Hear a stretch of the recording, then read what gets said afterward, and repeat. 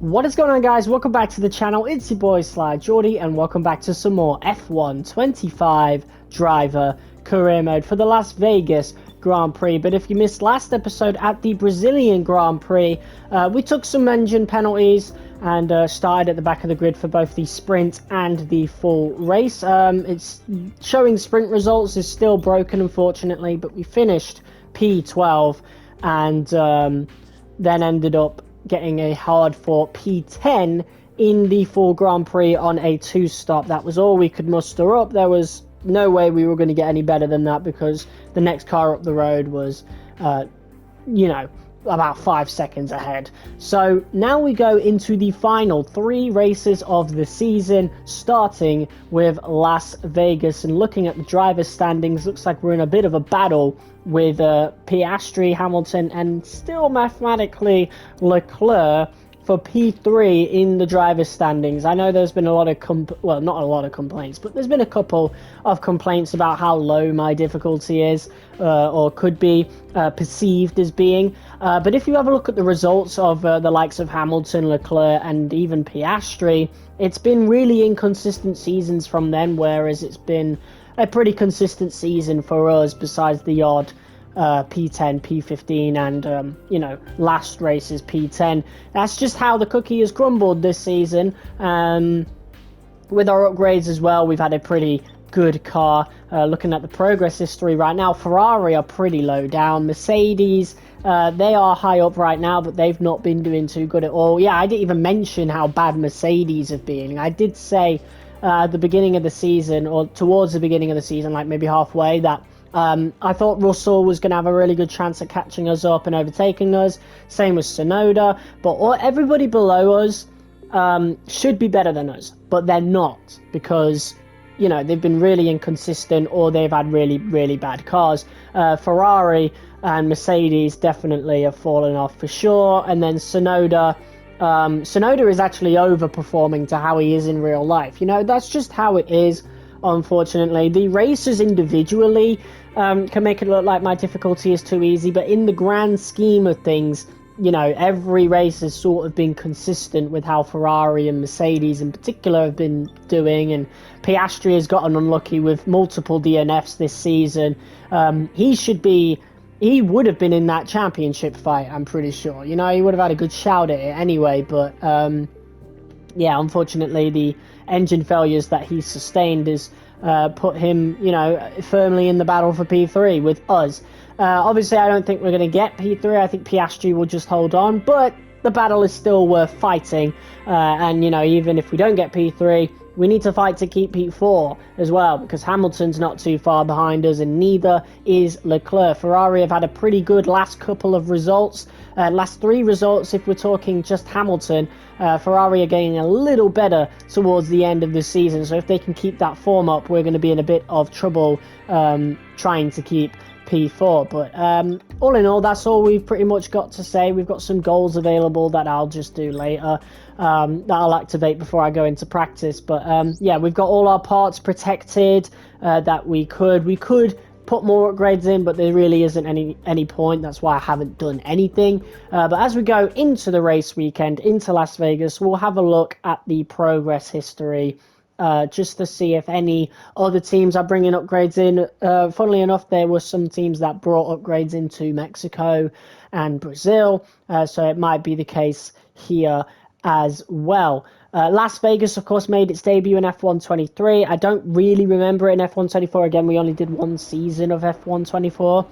So I'm quite curious to see how it differs between how it was in F1 23 in its first game to now its third game.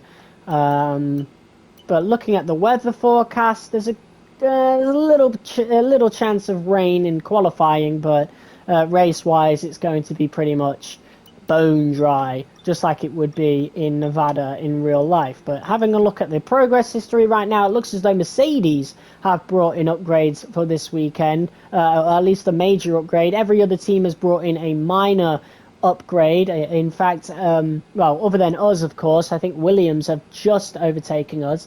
Actually, no, they haven't. Alpine have actually just gotten on par with us, so we're a bottom 4 team at this point. It's really close though, regardless. I think we'll still be able to compete with Williams and Ferrari. Maybe Lance Stroll in the Aston Martin, he doesn't do too good, so we'll be able to compete with him, but I don't think we'll be anywhere near Alonso. Mercedes, they should be far away from us, but they're not going to be, let's be real. I think Russell might be. We've not ran it. Russell's been pretty good recently, but Antonelli is still outside of the points most of the time, so I think we'll have a good chance of being over him as well. Same with Tsunoda in the Red Bull, and then the McLarens will obviously be fighting for the win, along with Max Verstappen. So, yeah, we'll see if that actually comes to fruition, but without further ado, it's time to get into qualifying for the Las Vegas Grand Prix. Stand by to see cars at more than 210 miles an hour blasting their way down the strip. F1 has taken over. It's F1 Fever, Las Vegas. Well, here we are at the newest circuit on the F1 calendar, and certainly one of the most memorable. We are here in Las Vegas, Nevada, for a very high-speed circuit. It's very similar to Monza in terms of the setup. You're basically just on full throttle the majority of the time. I do actually prefer it over Monza, though, in terms of the corners it does have. I feel like Sector 2 in particular is a little bit more technical and has a little bit more going on. I know I hate on Monza quite a lot. I do like Monza. It's just out of all the tracks on the calendar, it is certainly one of my least favourites. And yeah, when I go with a 16 race season, I very rarely have Monza and Las Vegas on the same calendar, and I very rarely choose Monza over Las Vegas. But yeah, scenery wise, it is one of the best circuits on the calendar as well. There's so much going on here, just like the other US Grand Prix, mainly Miami. But in terms of our pace around here, the first lap wasn't the greatest. That's mostly because I didn't use enough ERS throughout the lap. I really didn't know how to go about it, if I'm being quite honest. Obviously, we're in our first season, so a lot of this is my first time racing the AI around these tracks. So I really got to find out how to use my ERS and, you know, where the best places are to use them. But the first lap wasn't so bad. It was a P12, which was quite a distance away from other people. Also, we have a driver ratings update, so maybe we'll see that come into play this race, maybe next race, I don't know. I have applied it to my career save, but I don't know if that happens in the middle of a weekend or not. We'll find out this episode or next episode. But it's been a pretty good lap. We're losing speed a lot near the end because a lot of my ERS usage on my original lap was in Sector 3, but this time we spread it out throughout the majority of the lap. Where is that going to place us? I feel that was pretty good, and it's a P10, so it's around our average of P8, P9, P10. That's where our pace seems to be at throughout this season so far. Also, I've actually turned the difficulty up for this episode, up by 2, from 102 to 104. I don't think it will make too much of a difference, especially since our car's really good anyway, but I thought I would update you guys. But either way, Lando Norris on pole, followed by Oscar Piastri, and George Russell doing pretty good in the recent races, of course, provided he doesn't spin out like he did in Mexico. That's going to be a huge result for Mercedes. Leclerc, nowhere to be seen, a really bad result for him. And both Red Bulls outside of the top 10. Very interesting. Let's go to the grid. Welcome along to Las Vegas. It's Viva Las Vegas tonight. I can't wait to see what this place has in store for F1 tonight.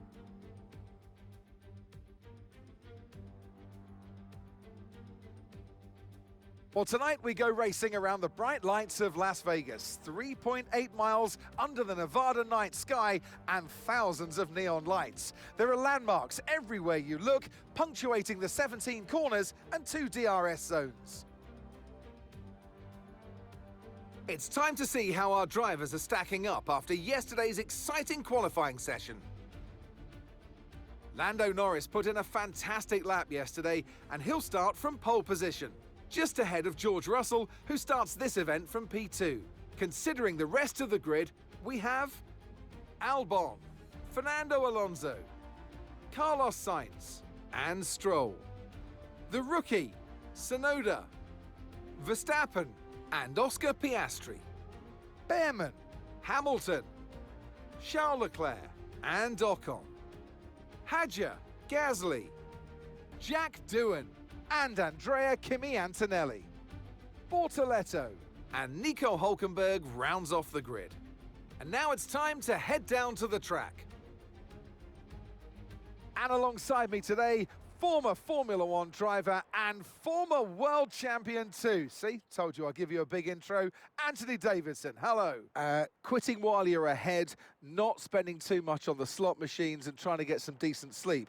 That's my main three challenges here in Las Vegas, but what about the drivers? Yeah, speaking about the on-track challenges, Crofty, enough about you and your challenge over the weekend.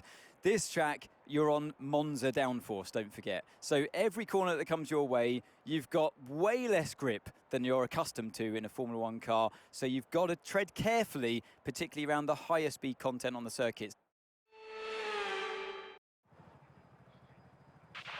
Okay, here we go. I know what you can do. Don't let me down.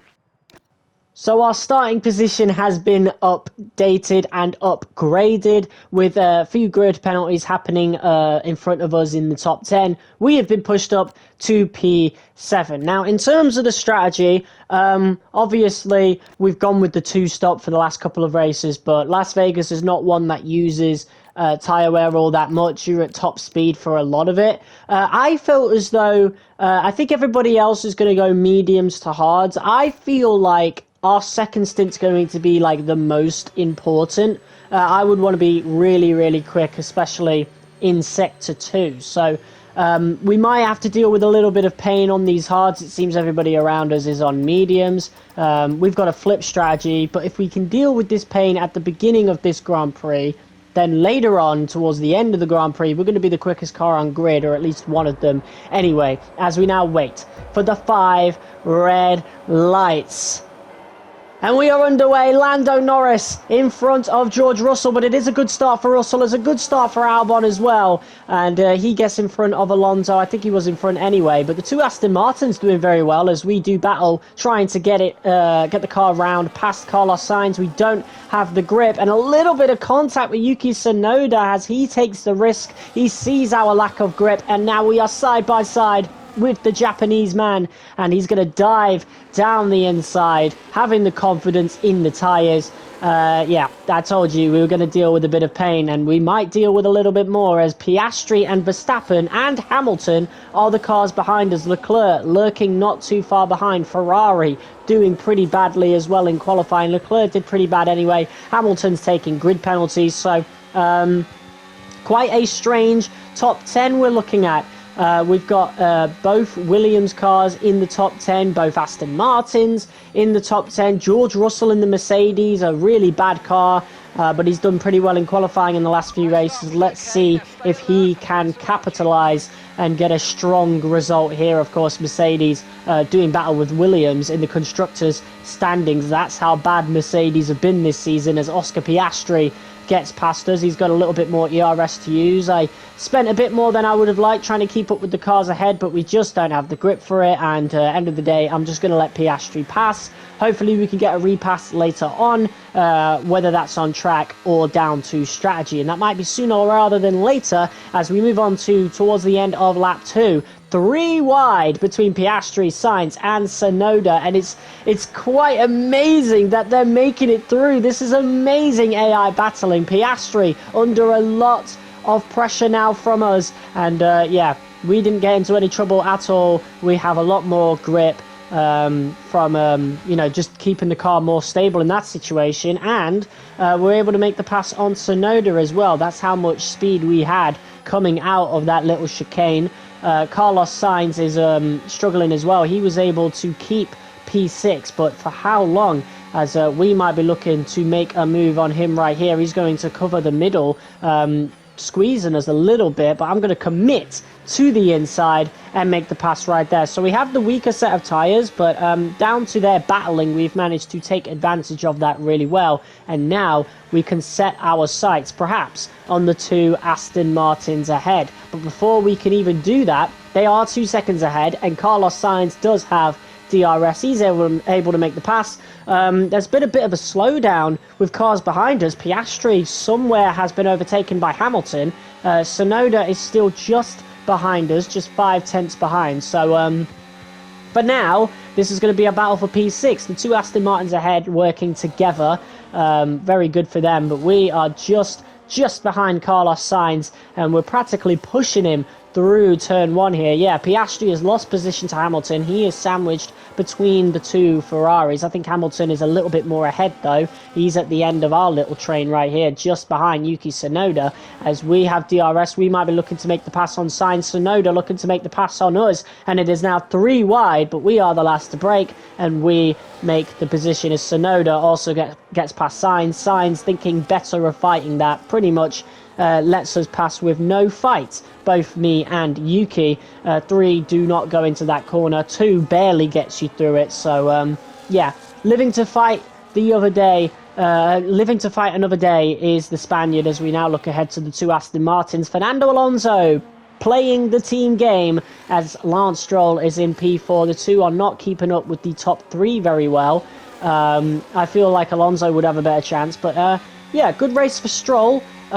Even though there are some deep rumours about him losing that seat, of course, as I keep mentioning, because it is us who are primed to replacing him at Aston Martin. But yeah, as we go through the next few laps, I decided to work with Yuki to try and catch up to the cars ahead. And as you can see, just a couple of laps later, we're able to finally catch up to the two Aston Martins. Yuki's pace has gone off a little bit because now the tyres have started to switch roles. The mediums are starting to wear out. The hards still going strong. So, yeah, we dealt with the pain. In fact, we got a little bit lucky with the fighting going on ahead, and we were able to take some positions. So, yeah, it's been a really good race so far. Lady Luck shining down on us, smiling down on us, as we are now on lap 9 with the best tyres on the grid, catching up to the two Aston Martin. So Fernando Alonso will be looking to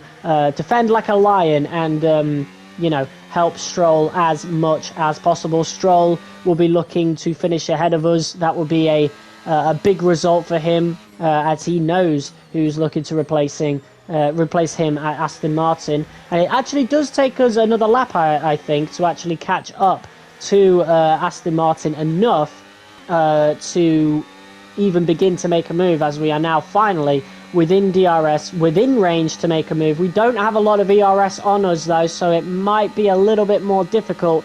Very slowly making the pass on Alonso. Fernando will still just about have DRS. As you can see, he has more ERS, pulling out just ahead of us, and 2 wide going in to this little chicane, and we're going to make it through as we are the car ahead. So yeah, pretty good for us. Fernando, however, is going to come back at us, so it's going to be a bit of a battle here for P5 as we get closer and closer towards our pit lap. As my engineer is now telling me, we're about to move on to our second stint. Now 6/10 behind Stroll, 3/10 ahead of Alonso, sandwiched between the two Aston Martins. Stroll has done really well on his stint, to be quite honest. I'm curious to see where he ends up near the end of the race. Alonso is going to go for another lap. We are, of course, going for another lap. Surprisingly, Lando Norris is going on for another lap. So a lot of the medium tyre runners are actually pitting on this lap. Lando Norris probably has so much good in the tyre wear that he is stretching the lap. Really good for him as our teammate Isaac Hadjar enters the pits, and there's a safety car. Oh no, the medium tyre runners are definitely shafted right there as Kimi Antonelli is out of the session. Let's see what happened there. To me, that looks like, yeah, it's an engine failure, and that is a horrible spot to have one. Pretty much blocking the racing line. That is really dangerous from Kimi. I don't know why he was still even on the middle of the track. He should have gone completely the other way. That's a huge blockage. Ocon goes right into the back of him and loses a part of his wing. So that is really not good for Ocon right there. Hadjar's doing pretty well in P12, just behind Max Verstappen. He's got a massive boost in overall. I think he's moved from like 69 to 77. I don't know how that will be, 22 races into the career mode now as we look to see the back markers making their pit stops. That's a suspiciously quick pit stop from Esteban Ocon, and that's because he didn't replace the wing. And I mean, of all tracks, Las Vegas is probably the safest for a broken wing, and perhaps maybe he'll have a bit more extra speed, but that's really going to hurt him in Sector 2 especially. Meanwhile, however, we'll be coming in for our pit lap pretty much that same lap towards the end of it, and this is a really, really good opportunity for us. Finally, some safety car luck goes our way. This season so far, we haven't had the best of luck with the safety car, but this time, this is pretty much put us in the position for maybe a win. At the very least, a podium. I know we can compete with Fernando Alonso. I know we can definitely compete with Yuki, George Russell as well. So, chances are we could get a big podium side by side with Russell as we come out and just about ahead of him. So we are now P2. We were not going to end up in P2 if there was no safety car. So some luck really smiling down on us right now as we come out in P2 ahead of Russell, Albon, and the guys that we were battling with earlier, Stroll and Alonso, down in P5 and 6. So, a really good first stint for us, and a really good pit stop for us. A little bit lucky, but that just shows how much time the likes of Russell and Albon and other drivers, the other medium tyre runners on that first stint, how much time they lost down to that safety car, having to slow down because of the Delta. They were literally in the pits while that was going on. So, really unlucky for them as we now look to get back underway. Lando Norris, the guy who's second place in the championship standings, leading us away, and we are practically pushing him through turn 1. That's how close we are. We are on the mediums now, so definitely much better tyres. I don't know how this will be towards the end of the race, so I want to get this move done as quickly as possible. But Lando Norris, he is in the best car on the grid. It's going to be a bit more difficult than just simply making an overtake. We don't have DRS until the next lap, so that is a pretty good opportunity for Lando to maybe get fast enough to push us out of DRS. We'll be spending a lot of ERS just to keep up with him.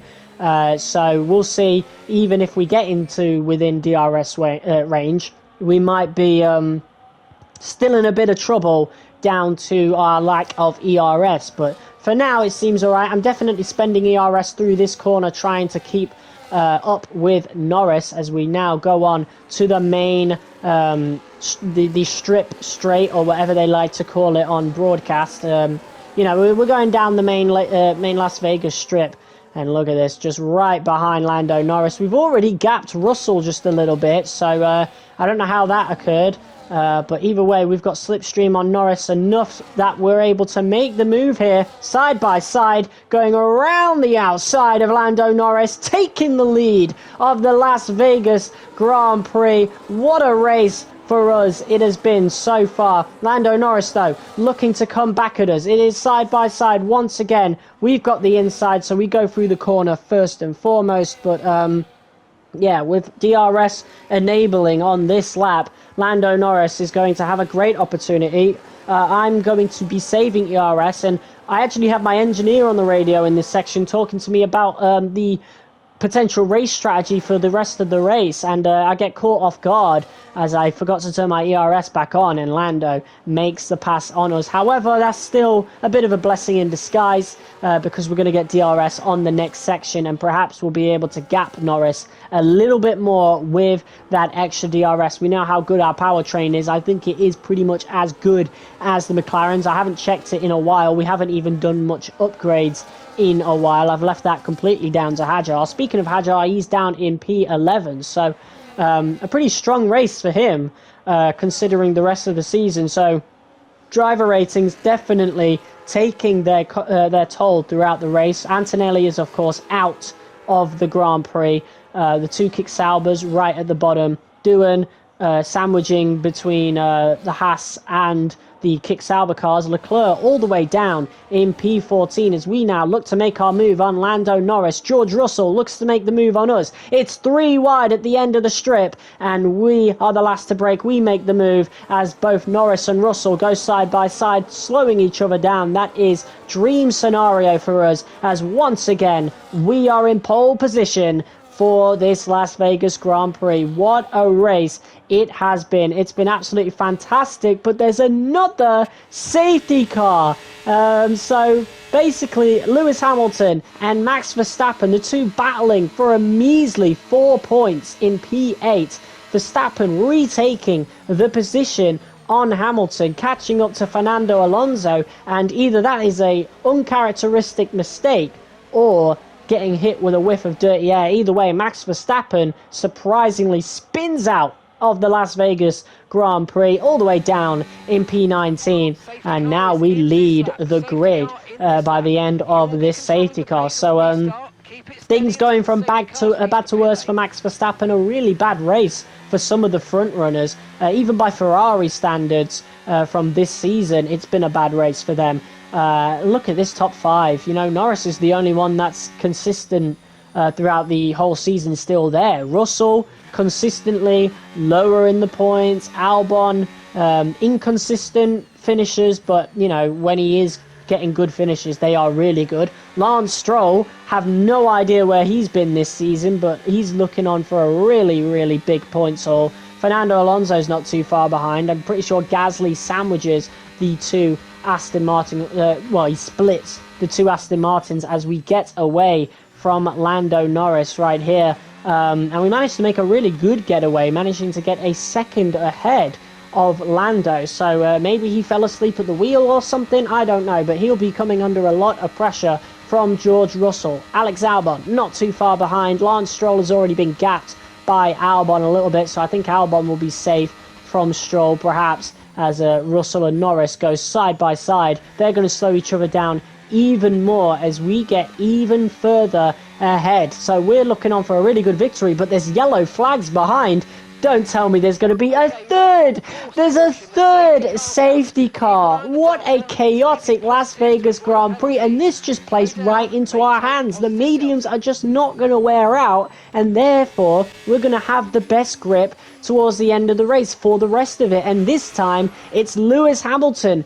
Two of the most experienced drivers on the grid, both spinning out at the same corner. And that is a huge blockage. That pretty much blocked off half the grid. I was a bit skeptical about Verstappen causing the safety car. He didn't really block many cars, to be quite honest with you. But this one, yeah, that is a safety car. That is a bona fide safety car situation, if I've ever seen one. Lewis Hamilton out of the Grand Prix now at this point. He might be able to make a few moves, but he's not gonna get points at all. Verstappen's managed to recover up to P15. Maybe it might have been because of that spin from Hamilton. I'm not too sure. But lap 21, 4 laps left to go as the safety car is now in on this lap. So yeah, we're going to be leading the grid away. We're a second ahead of Lando Norris somehow. I'm really pushing the safety car pace as far as it will go. Lando Norris, has he just fallen asleep with these safety car restarts? We're over a second ahead now. No DRS for the cars behind if we can keep this pace up for the rest of the race. This is absolutely chaotic. And this is definitely going to be one of the strangest victories I think I will ever have in the F1 game. I don't even know if we were the quickest car out there. We absolutely would have been at some point of the Grand Prix having the quicker tyres, but I don't think we ever would have been in a victory position. I feel like Lando definitely would have run away with it, and Russell might have been able to catch up quite a little bit, as Russell and Norris did do battle towards the end of this Grand Prix, catching up to me a little bit, definitely within a second. Maybe with a couple more laps to go, we would have come under some pressure from Lando, but he really dropped the ball on the safety car restarts as we now cross the line to get our second win, or third win if you count the Spa Sprint, in Formula 1. And what a strange race it was. But I'm not going to complain. That is a huge points haul in our battle for third. What a race. What a Grand Prix. Let's go. And in the heart of the Nevada desert, they take the checkered flag to win the Las Vegas Grand Prix. They've hit the jackpot and will be celebrating long into the night.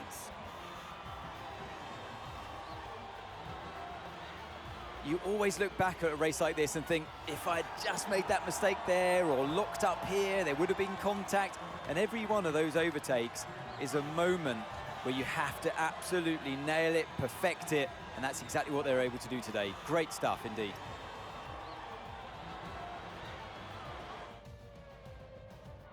And it's time now for the podium celebrations, and how well-deserved is this one? This is a team all about giving talented young drivers an opportunity to race and to win. RB are your winners here today. And as we hold the trophy aloft, what a strange victory, shocking the world once more. But I don't know if we were the quickest car on the grid. I even turned the difficulty up as well, and we still managed to get the win. Finally, Lady Luck smiled down on us for the safety cars, and we really took advantage of it. Lando Norris falling asleep pretty much at the wheel, practically handing us the victory. And yeah, that is a huge points haul of 25 points. Lando was definitely a lot quicker than a lot of cars in that Grand Prix. A second ahead of us in the fastest lap, and look at this, just 13 points away from Oscar Piastri in P3. So if we can keep results like this up, or at least results ahead of Piastri up, we could possibly snatch P3 from Oscar Piastri by the end of the season. Meanwhile, Mercedes extend their lead over Williams for P5. Otherwise, the Constructors' Championship stays the same as we win our rivalry over Lance Stroll. I think that might be an automatic thing, to be honest, because Lance Stroll got a big downgrade, I'm pretty sure. I don't know. I think he did get downgraded. Either way, a lot of the driver ratings definitely changing as we move up to 79 overall. And speaking of those driver ratings changing, with Hajjar moving up to a 77, our recognition has dropped from 62% to 57%. So, yeah, that goes to show that the driver ratings absolutely did apply. A little bit unfair, but we can maybe hypothesize that VCarb are starting to suspect us being that new Aston Martin driver next season, quite possibly, because we still haven't signed a new contract with Red Bull just yet. So, yeah, definitely some suspicions going on. But guys, thank you all so much for watching this episode of F1 25 Driver Career Mode. If you guys liked it, be sure to hit that like button as hard as you possibly can, comment, share, and subscribe. And I'll see you all next time for some more F1 25. Just 2 episodes left of the season. Let's get it.